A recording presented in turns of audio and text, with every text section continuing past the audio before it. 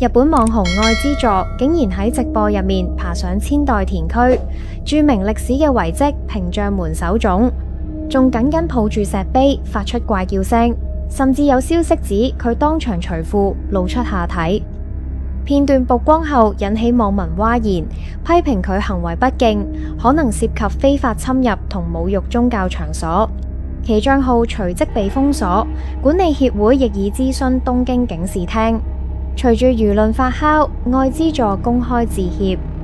屏障門手塚係東京著名歷史遺跡，背後更流傳鬼故事。平安時代武士屏障門曾自立為新天皇，最終戰敗被斬首。傳說首級怨氣極重，落地後直飛東京，成為今日首重由來。